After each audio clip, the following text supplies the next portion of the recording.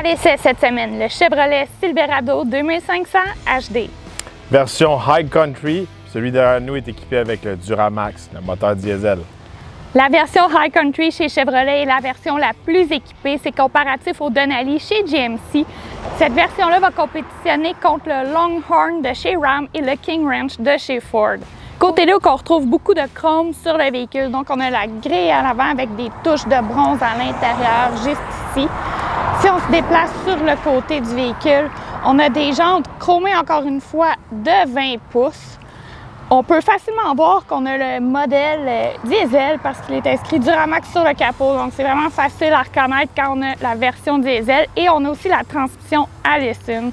Si on poursuit sur le côté, on a des touches de chrome sur les poignées, les tours de fenêtre. On a les marchepieds rétractables également, donc fournis avec la version High Country.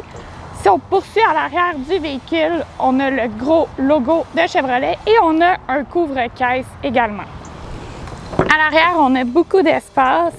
Comme vous pouvez le constater, j'entre aisément derrière Jules. Beaucoup de place pour la tête, puis même si je l'ai beaucoup reculé, j'ai encore beaucoup de place. Je peux même pratiquement étendre mes jambes. Fait que il y a beaucoup d'espace. Sous le capot, on peut retrouver un moteur diesel, un V8 de 6,6 litres, bon pour 445 chevaux et 910 de torque, jumelé à une transmission Allison 10 vitesses, moteur qui a fait ses preuves, un Duramax, quand même fiable. Beaucoup des bons commentaires sur ce moteur-là. La part des gens qui m'écrivent, qui ont de ce moteur-là, ces types de camions-là, sont très satisfaits de leur Duramax. C'est pas mal une des façons de vraiment savoir si les gens sont satisfaits de leur moteur. Alors, un moteur qui est capable d'en prendre, un moteur qui est fait pour tirer.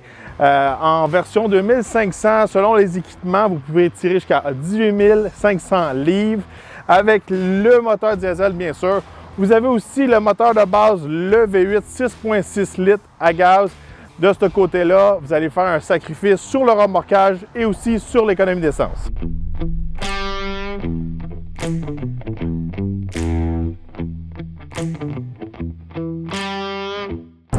Bon, derrière le volant du Silverado 2500 HD cette semaine. Un véhicule que j'ai eu beaucoup de temps à conduire dans le passé aussi, et des versions similaires.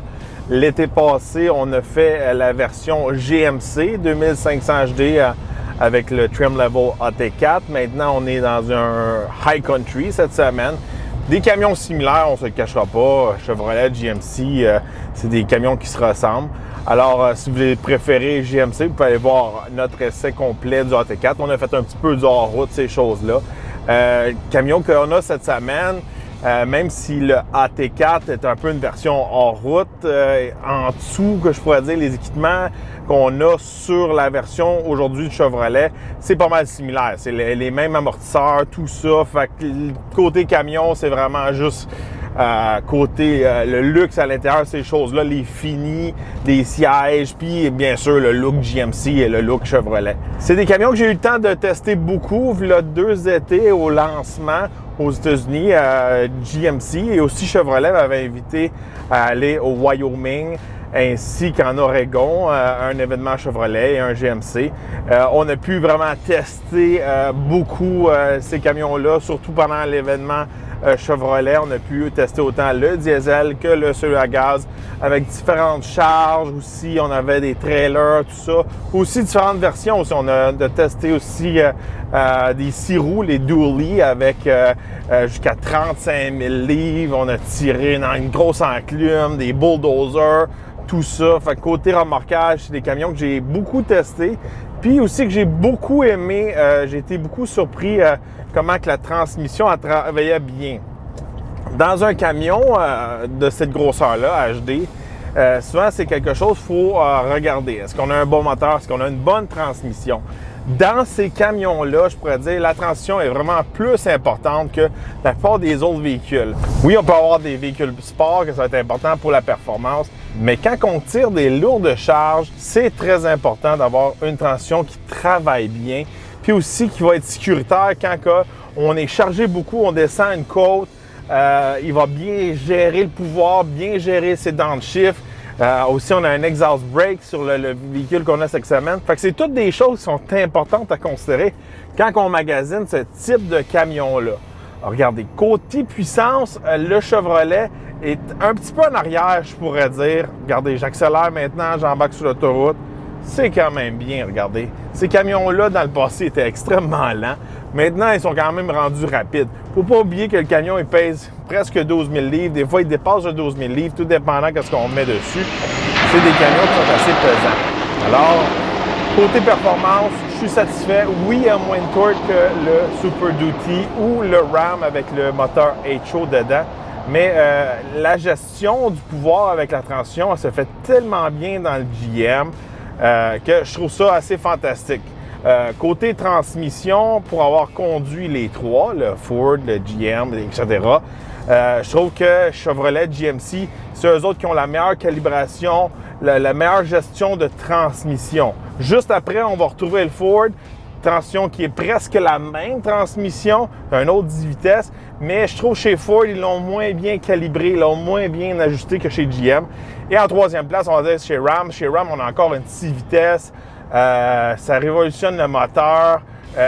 Toutes ces choses-là, la transmission dans les Rams sont dépassées. Je sais qu'ils vont sûrement la changer bientôt, mais présentement, en 2021, je pourrais dire que c'est une grosse lacune de côté de chez Ram.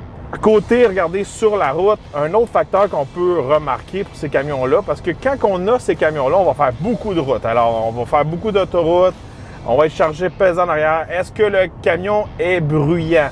Quand on parle de moteur diesel, le diesel est toujours plus silencieux qu'un gaz maintenant. C'était pas le cas avant. Des moteurs extrêmement silencieux. Je vous ai fait un petit clip juste pour vous montrer comment c'était silencieux.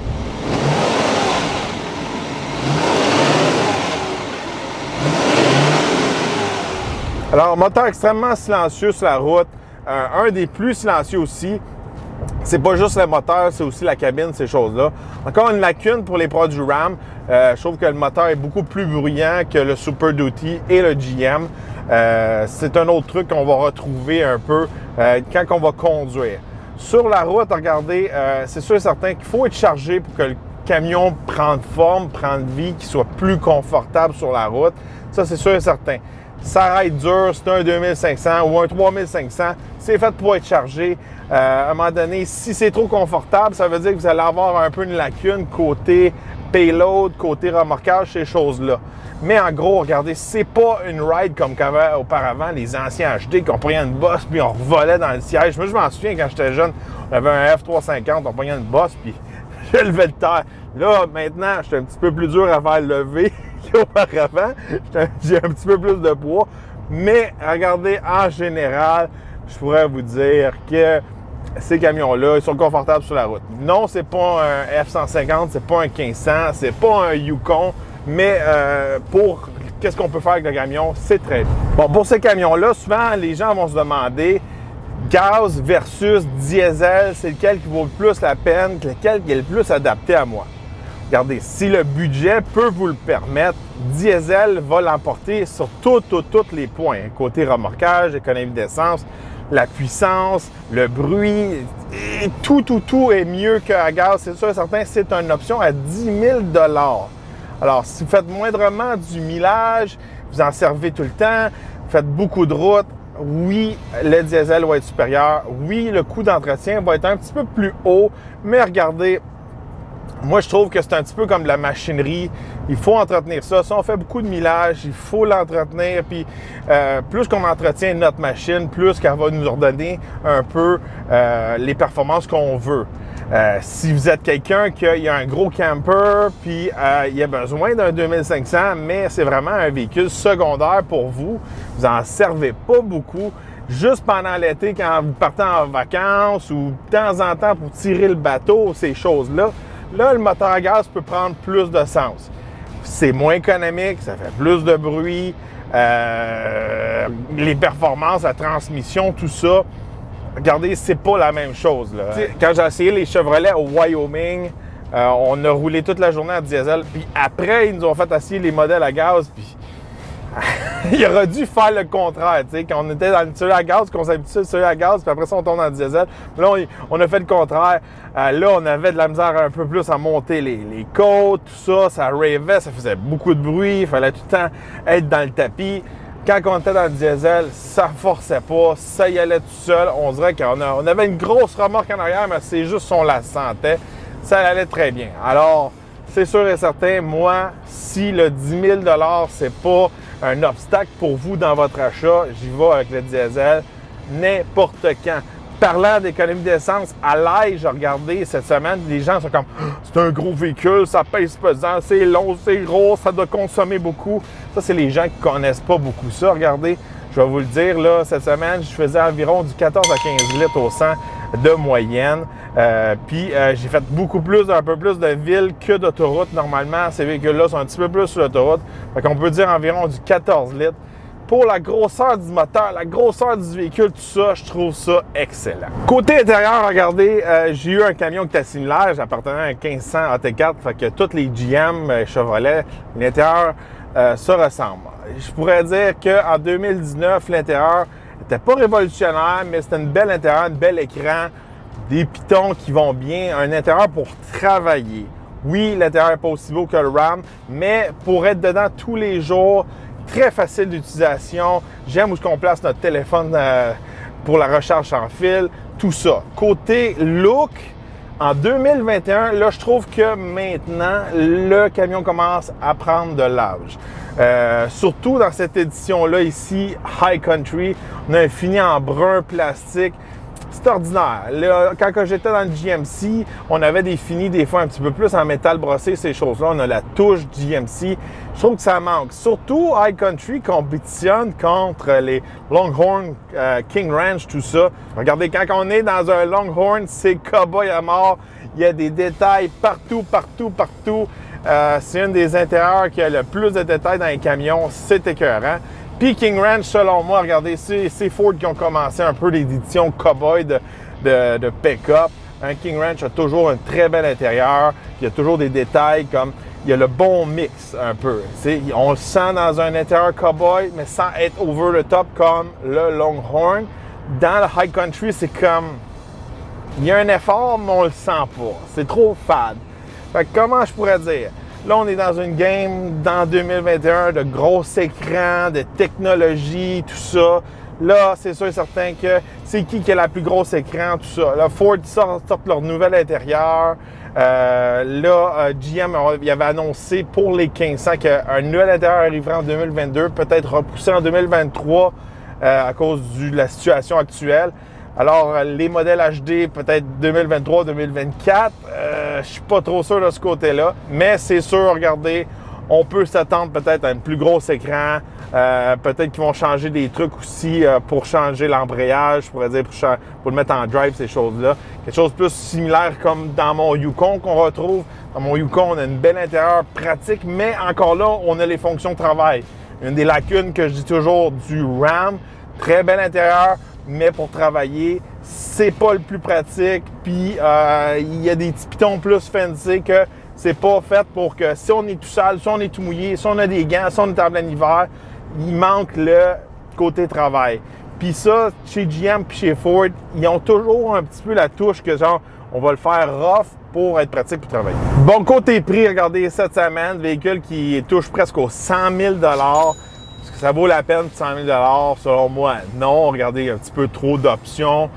Si on veut juste tirer avec, puis on va avoir les performances du moteur diesel, tout ça, on peut enlever une coupe d'options qui est un petit peu flafla, des mags, ces choses-là. Peut-être pas aller dans un High Country. Selon moi, regardez, c'est sûr et certain, j'ai une préférence pour les modèles GMC. Je trouve que le Denali ou l'AT4 sont beaucoup plus beaux que le High Country. J'ai comme un peu un problème avec le High Country. Les petites touches de bronze dans la grille, puis en dedans, puis le bois, viennent pas me rejoindre. Ça m'excite pas. Fait que je préfère du côté de chez GMC, c'est plus mon genre. Je sais qu'il y a des bonhommes qui aiment ça, le bronze, puis le chrome, puis le bois, ces choses-là. Mais c'est sûr et certain que si vous recherchez un véhicule pour tirer, vous pouvez enlever peut-être un 10, 20 000, vous êtes capable de vous en sortir encore, avoir un beau camion. Je trouve que cette semaine, le camion que j'avais dans ma cour avait pas l'air d'un camion de 100 000 quand on prend un King Ranch chez Ford ou encore là, on prend un Denali, ces choses-là, les gens le savent, on le voit de l'extérieur que c'est un camion qui coûte cher, c'est un camion à les 100 000 $. Cette semaine, oui, c'est un véhicule de presse, oui, il a été topé avec plein d'options des fois que les gens prendront jamais, mais je trouve que le camion que je conduis cette semaine n'a pas l'attitude, le look d'un camion de 100 000 $. Côté technologie, vous avez des fantastiques caméras pour vous aider à tirer. Je suis allé vraiment en profondeur sur tous les gadgets dans la vidéo du GMC AT4. Vous pouvez aller le voir, je vais mettre le lien. Là, on est allé plus en profondeur, tous les gadgets qui nous aident à remorquer. C'est quelque chose qu'on retrouve chez GM.